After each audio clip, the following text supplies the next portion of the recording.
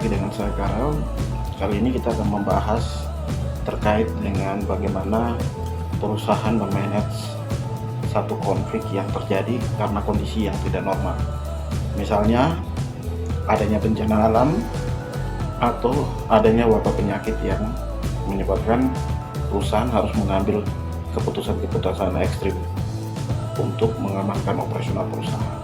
Pada teori stakeholder management, perusahaan diminta untuk memiliki satu kemampuan untuk mengidentifikasi siapa saja stakeholder yang terlibat dalam operasional perusahaan.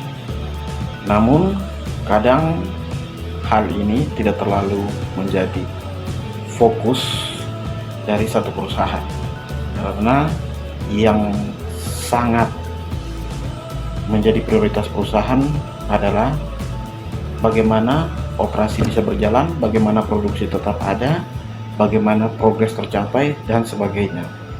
Nah, kadang ketika diabaikan terkait bagaimana kita memanage stakeholder di sekitar kita, akan berpotensi untuk terjadinya konflik-konflik yang akan juga mempengaruhi operasional perusahaan.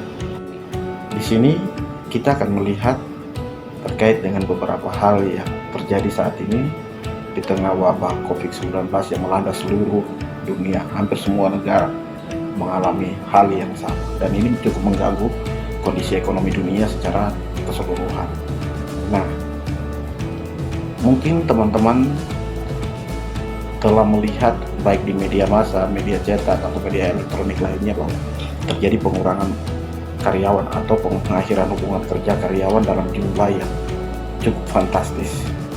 Nah, hal-hal semacam ini berpotensi menimbulkan konflik di area di mana perusahaan itu beroperasi. Saat ini semua perusahaan akan mengambil keputusan ekstrim yang sama, walaupun sebenarnya mereka tidak punya keinginan untuk melakukan itu. Tetapi keputusan ini harus tetap diambil karena tidak ada pilihan lain bagi mereka untuk menjaga cash flow dari satu perusahaan itu. Nah, saat ini saya akan coba berbagi bagaimana kita memanage konflik di area sekitar operasi perusahaan. Ada beberapa hal yang menurut saya perusahaan perlu melakukan itu. Yang pertama adalah mengelola pemangku kepentingan yang ada di sekitar kita. Ketika perusahaan mampu mengelola pemangku kepentingan yang ada di dalam area di mana perusahaan itu beroperasi, ini akan sangat membantu ketika kondisi-kondisi seperti ini terjadi. Komunikasi yang baik terus dijaga sehingga pemahaman, pengetahuan akan situasi perusahaan saat ini itu dipahami betul oleh para pemangku kepentingan. Jika ini tidak di-manage dengan baik, berpotensi untuk para pemangku kepentingan ini tidak ikut terlibat membantu perusahaan untuk mengatasi permasalahan konflik yang ada. Pemangku kepentingan yang dimaksud dalam pembahasan ini adalah bukan lagi hanya pemangku kepentingan yang ada di eksternal, tetapi juga pemangku kepentingan yang ada di internal. Nah, ketika perusahaan mampu memanage semua ini dengan baik, mengelola dengan baik, maka akan ada dukungan yang baik dari semua pemangku kepentingan bagi perusahaan untuk menyikapi kondisi yang ada. Kita tahu sama-sama bahwa pemangku kepentingan ada beberapa kelompok, pemangku kepentingan sekunder, primer, dan juga pemangku kepentingan kunci. Namun ketiga posisi ini memiliki peran yang berbeda-beda dan juga level pengaruh yang berbeda-beda. Nah, untuk itu diperlukan kemampuan perusahaan untuk mengelola para pemangku kepentingan ini dengan baik. Itu yang pertama. Kemudian yang berikutnya adalah strategi komunikasi. Saya pikir semua perusahaan memiliki strategi komunikasi ketika berkomunikasi dengan pihak eksternal. Namun untuk kondisi saat ini, strategi komunikasi yang disusun itu harus terkomunikasi dengan baik ke semua yang terlibat untuk menyelesaikan konflik yang ada.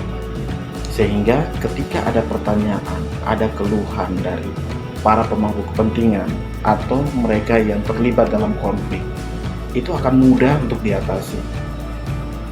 Tetapi kalau ini tidak dimiliki secara baik atau tidak diketahui secara baik, maka ini akan menimbulkan pertanyaan-pertanyaan baru yang akan menyulitkan kita dalam berkomunikasi dengan pemangku kepentingan atau mereka yang terlibat dalam konflik itu sendiri. Sehingga strategi komunikasi itu sangat penting ketika kita menghadapi konflik seperti ini. Nah, mungkin di beberapa perusahaan sering disebut sebagai FAQ atau talking point atau apa, mungkin secara fungsi itu sama, tetapi menurut saya yang sangat penting adalah bagaimana strategi komunikasi ini terkomunikasi dengan baik ke semua pihak yang terlibat. Itu yang menjadi kunci dari komunikasi. Kemudian yang berikutnya adalah prosedur. Prosedur ini sangat penting jika itu ada. Namun ketika itu tidak ada, itu akan menjadi kesulitan tersendiri bagi mereka yang akan menangani konflik yang terjadi. Karena tidak ada standar yang baku yang harus mereka ikuti. Nah, di sini saya menyarankan untuk prosedur atau guidance yang digunakan itu wajib untuk dipatuhi, sehingga semua yang dilakukan untuk menangani konflik tidak keluar dari aturan main perusahaan. Baik, teman-teman, saya pikir kita sudah membahas bagaimana kita mengatasi konflik yang terjadi saat ini dengan berbagai hal yang perlu diperhatikan. Di antaranya satu, bagaimana kita mengelola pemangku kepentingan. Yang kedua, bagaimana kita memiliki strategi komunikasi yang baik. Kemudian yang ketiga adalah prosedur yang bagus, sehingga tiga hal ini akan membantu kita untuk menyelesaikan satu konflik yang terjadi. Mudah-mudahan apa yang saya sampaikan saat ini bisa menjadi referensi bagi teman-teman untuk menghadapi konflik yang terjadi saat ini. Terima kasih, tetap semangat, hormat.